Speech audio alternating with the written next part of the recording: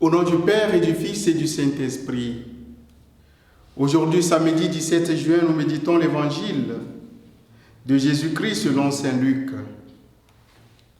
Chaque année, les parents de Jésus se rendaient à Jérusalem pour la fête de la Pâque.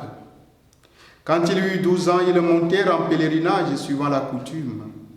À la fin de la fête, comme il s'en retournait, le jeune Jésus resta à Jérusalem à l'insu de ses parents.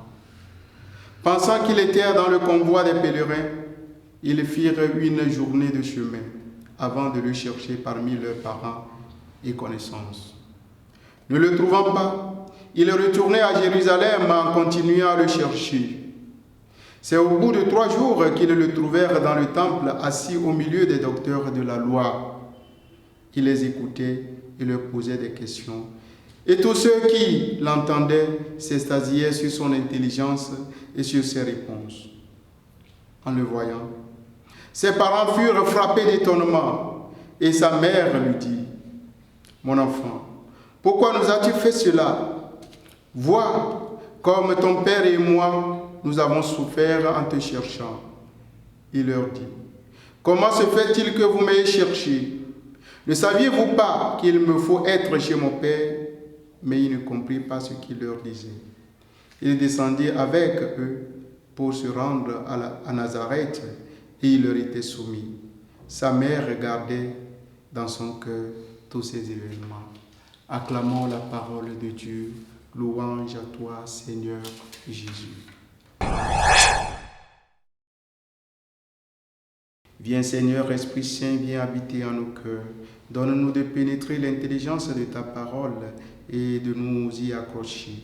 Nous te le demandons, toi qui es Dieu, maintenant pour les siècles des siècles. Amen. Bien-aimés dans le Seigneur, loué soit Jésus-Christ. Aujourd'hui, nous voyons l'attitude de Jésus vis-à-vis de ses parents. Il est parti au pèlerinage et à la fin du pèlerinage, au lieu de retourner avec ses parents, il y est resté pour écouter la parole de Dieu, la méditer, être au service de la parole de son Père. Et ses parents, ne l'ayant pas vu, sont allés à sa recherche avec toutes les peines possibles dans le cœur. Arrivés, ils l'ont enfin trouvé. Et quand ils lui ont posé la question, Jésus leur dit : « Pourquoi m'aviez-vous cherché ? Ne savez-vous pas que je dois être aux affaires de mon Père ? Ne savez-vous pas que je dois être au service de mon Père ? » Pour leur dire que justement c'est pour cette parole-là que je suis venu dans le monde. Bien-aimés dans le Seigneur, Jésus n'a consacré son temps à autre chose que la parole de son Père.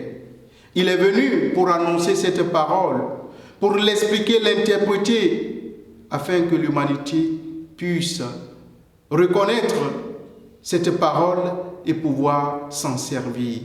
Et c'est ce que Jésus a fait au terme de son pèlerinage. Il ne s'est pas pressé pour quitter là où la parole de Dieu doit être annoncée. Il a pris son temps pour être au service de cette parole. Bien-aimés dans le Seigneur, la question que nous devons nous poser aujourd'hui est de savoir, est-ce que nous avons nous aussi un temps pour la parole de Dieu ? Est-ce que nous avons du temps pour la méditation de la parole de Dieu qui nous donne la vie, qui nous guérit, qui nous transforme? N'est-ce pas, nous sommes pris par d'autres choses au détriment de la parole de Dieu.